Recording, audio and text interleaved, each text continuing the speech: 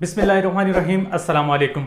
आज से हम फर्स्ट ईयर केमिस्ट्री का चैप्टर 2 स्टार्ट करने जा रहे हैं और उसका नाम है एक्सपेरिमेंटल टेक्निक्स इन केमिस्ट्री।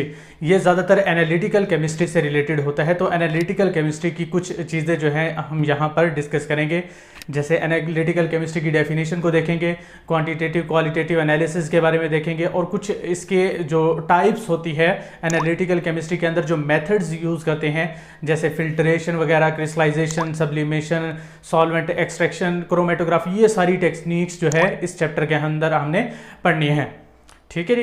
तो एनालिटिकल केमिस्ट्री को मतलब चैप्टर को स्टार्ट करने से पहले थोड़ा सा हम ओवरव्यू ले लेते हैं कि डेली लाइफ के अंदर एनालिटिकल केमिस्ट्री जो है कहाँ कहाँ इस्तेमाल हो रही है।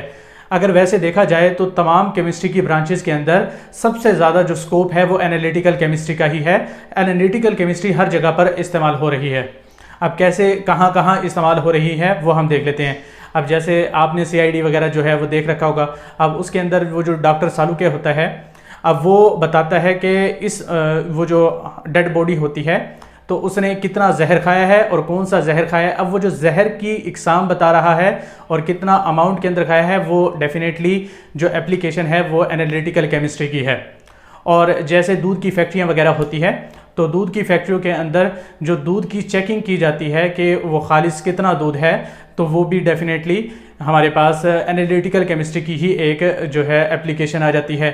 और जो पेट्रोल पंप जो होते हैं, हर हफ्ते एक गाड़ी आती है जो कि पेट्रोल की चेकिंग करती है कि ये सही दे रहे हैं, मतलब उसके अंदर मिलावट कर रहे हैं या सही है, तो वो भी क्या है, एनालिटिकल केमिस्ट्री की ही एक एप्लीकेशन है। और जैसे जूते जो होते हैं, अब जूते के अंदर मॉइस्चर यानी पानी की जो मिकदार होती है वो रखते हैं। अब थोड़ी बहुत होती है, मतलब 0.1% या 0.01%, लेकिन होती ज़रूर है। अब जैसे हम कहते हैं कि जूता पड़ा पड़ा जो है वो ख़राब हो गया है, तो अब वो किस वजह से ख़राब हो जाता है, क्योंकि उसके अंदर से वाटर जो है वो एवेपोरेट हो जाता है, जिसकी वजह से वो क्या हो जाता है, ख़राब हो जाता है। ठीक है जी।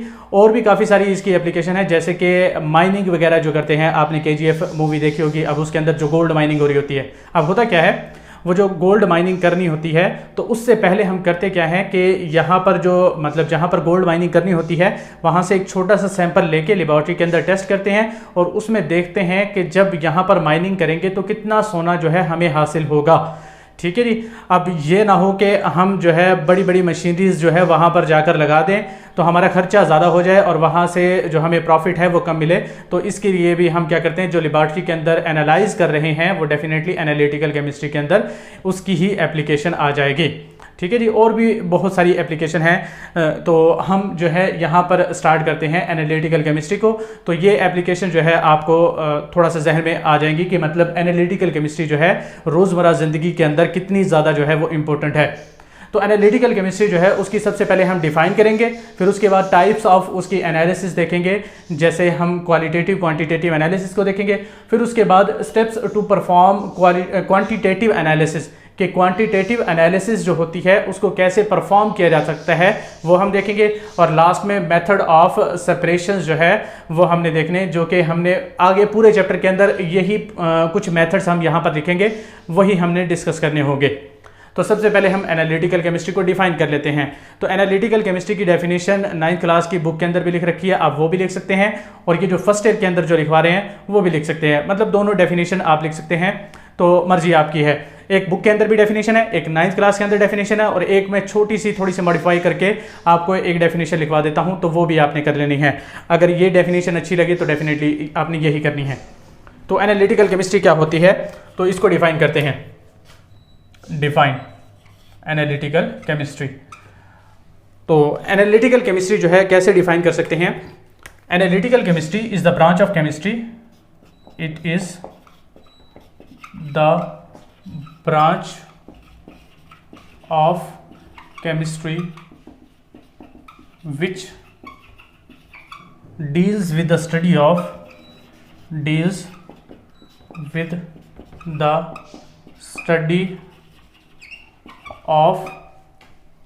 analytical methods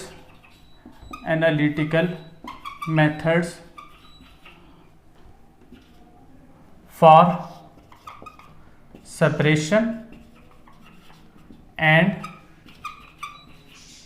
analysis or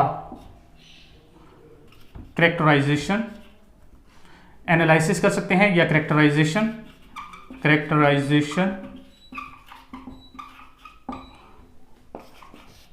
of a chemical substance. अब वो जो एनालिसिस कर रहे हैं तो उसके बारे में लिखना है, एनालिसिस कैन बी क्वालिटेटिव और क्वांटिटेटिव। ठीक है जी, तो ये हमारे पास इसकी डेफिनेशन आ जाएगी। ये हमने देखनी है कि इसके अंदर क्या लिखा है। तो it is a branch of chemistry which deals with the study of analytical method. ये केमिस्ट्री की वो ब्रांच है जिसमें हम स्टडी करते हैं एनालिटिकल मेथड। तो एनालिटिकल मेथड जो है वो आगे हम देखेंगे कि कौन कौन से मेथड्स होंगे। तो analytical methods for separation and analysis, हमने पहले क्या करना है, कोई भी कंपाउंड हमारे पास केमिकल सब्सटेंस जो है मौजूद होगा उसकी हमने क्या करनी है, पहले सेपरेशन करनी है। मतलब उसके अंदर जो जो कंपोनेंट्स मौजूद है उनको हमने अलग करना है, सेपरेशन करके एंड देन एनालिसिस एंड या फिर हम क्या कह सकते हैं, करेक्टराइजेशन कह सकते हैं। तो सबसे पहले हमने क्या करनी है, सेपरेशन करनी है। मतलब जो भी कंपोनेंट्स उसके अंदर मौजूद होंगे उनको हमने क्या करना है, अलग करना है। और अलग करने के बाद वो जो कंपोनेंट्स हमें हासिल होंगे उनकी हमने क्या करनी है, एनालिसिस कह सकते हैं या करेक्टराइजेशन, दोनों चीज़ें कह सकते हैं। तो एनालिसिस जो है हमने करनी है उन कंपोनेंट्स की, किसकी, केमिकल सब्सटेंस के अंदर जो हमने कंपोनेंट्स अलग किए हैं। ठीक है जी, दोबारा सुन लेंगे। It is a branch of chemistry which deals with the study of analytical methods. वो मेथड्स जो कि एनालिटिकल केमिस्ट्री के अंदर इस्तेमाल किए जाते हैं उनको हम एनालिटिकल मेथड्स कहते हैं, वो हम देखेंगे आगे चल के। तो एनालिटिकल मेथड्स फॉर सेपरेशन करने के लिए, मतलब वो जो केमिकल सब्सटेंस हमारे पास मौजूद है पहले उसको क्या करना है, सेपरेट करना है। लेट्स से हमारे पास ये सब्सटेंस मौजूद है, अब पहले क्या करना है, इसके अंदर दो कंपोनेंट्स मौजूद है, तो पहले मैं इन दो कंपोनेंट्स को अलग करूंगा। फिर उसके बाद जो कंपोनेंट्स हासिल हुए हैं उनकी क्या करूंगा, अब इसकी अलग से एनालिसिस करूंगा और इसकी अलग से एनालिसिस करूंगा। इसकी अलग से मतलब करेक्टराइजेशन करूंगा और इसकी अलग से करेक्टराइजेशन करूंगा कि इसके अंदर कौन कौन सी प्रॉपर्टीज, फार्मूला, स्ट्रक्चर्स, ये सारी चीजें जो है इसके अंदर देखनी है। ठीक है जी, तो एनालिसिस और करेक्टराइजेशन ऑफ केमिकल सब्सटेंस करनी है। क्लियर हो जाएगी बात। और वो जो एनालिसिस कर रहे हैं वो एनालिसिस जो है वो क्वालिटेटिव भी हो सकती है और क्वांटिटेटिव भी हो सकती है। तो यहां तक जो है एनालिटिकल केमिस्ट्री की डेफिनेशन बन जाएगी। ठीक है जी, ये अच्छी सी डेफिनेशन लिख रखी है तो आपने यही कर लेनी है। फर्स्ट ईयर की बुक के अंदर भी अच्छी डेफिनेशन लिख रखी है, लेकिन ये थोड़ी सी ज़्यादा क्युमुलेटिव डेफिनेशन है। मैं कोशिश करता हूँ कि ज़्यादा क्युमुलेटिव डेफिनेशन बनाऊँ ताकि आपके नंबर जो है वो थोड़े से ज़्यादा मिल सके आपको, या ज़्यादा पेपर की प्रेजेंटेशन अच्छी हो सके। फिर उसके बाद है जी टाइप्स ऑफ एनालिसिस। अब टाइप्स ऑफ एनालिसिस जो है वो दो ही हैं हमारे पास, क्वालिटेटिव एनालिसिस और क्वांटिटेटिव एनालिसिस। तो वो देख लेते हैं। ठीक है जी, तो कौन कौन सी है, क्वालिटेटिव एनालिसिस और क्वांटिटेटिव एनालिसिस।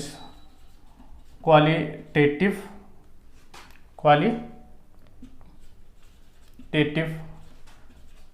एनालिसिस है जी, और दूसरा कौन सा है, क्वांटिटेटिव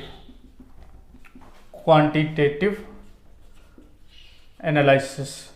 तो ये जो दो मेथड्स है ये हमने देखने हैं कि कौन कौन से मेथड्स होते हैं, मतलब टाइप्स जो है इसके अंदर एनालिसिस के अंदर आ जाएंगे।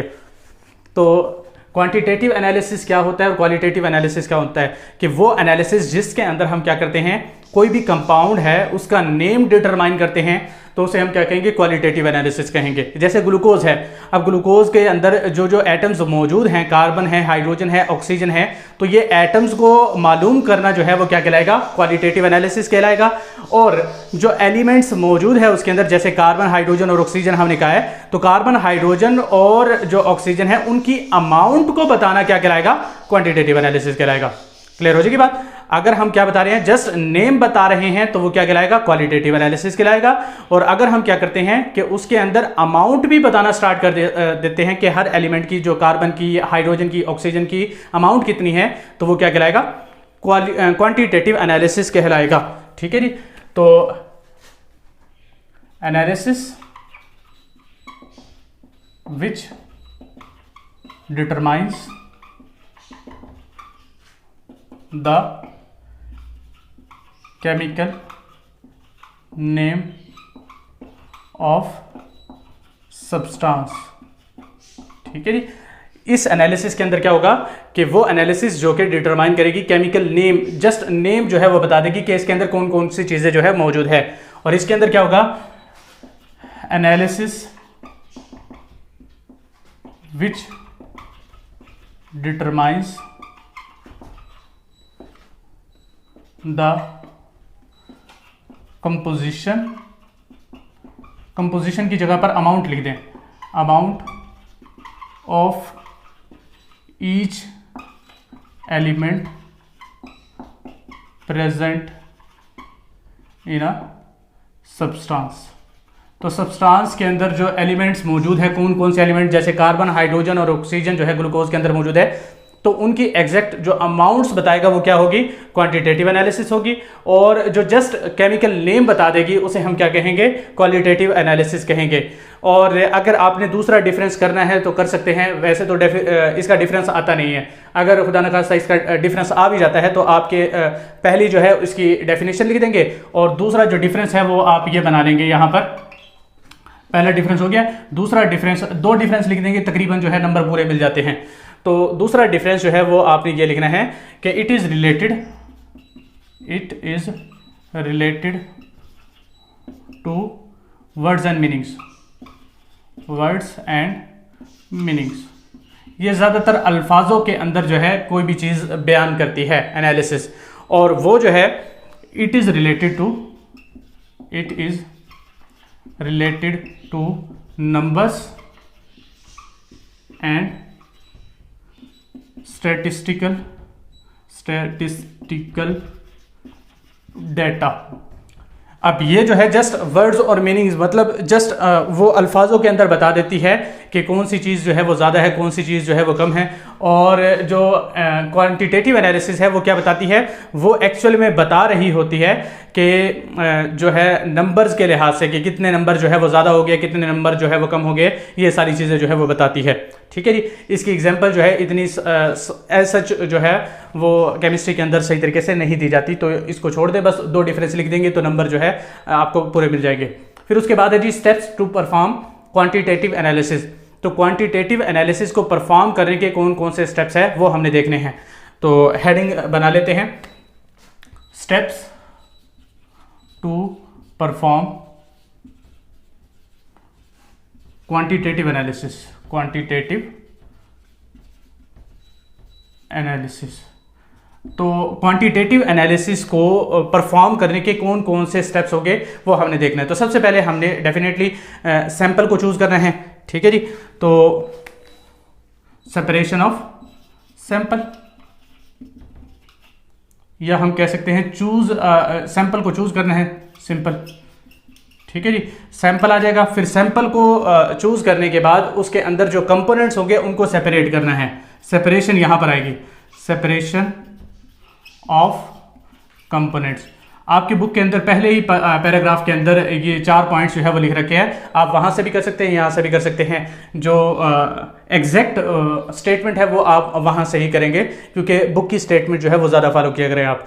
फिर उसके बाद दूसरा पॉइंट हो गया। तीसरा पॉइंट जो है, अब यहाँ पर पहले हमने क्या कर लिया, सैंपल को चूज कर लिया। फिर उसके बाद हमने क्या कर लिया, सेपरेशन ऑफ कंपोनेंट्स, मतलब उसके अंदर जो कंपोनेंट्स है उनको सेपरेट कर लिया। तीसरा पॉइंट जो है आपने क्या करना है, measurement and calculations, sorry calculation and measurement. पहले कैलकुलेशन करेंगे फिर उसके बाद मेजरमेंट होती है, कैलकुलेशंस एंड मेजरमेंट्स। तो ये हो जाएगा। फिर लास्ट में जो चौथा पॉइंट जो है वो क्या रह जाएगा, जब कैलकुलेशंस वगैरह कर लेते हैं तो लास्ट में क्या करते हैं, कंक्लूजन को ड्रा करते हैं। तो ड्रा अ कंक्लूजन, तो लास्ट वाला पॉइंट जो है वो ये हो जाएगा।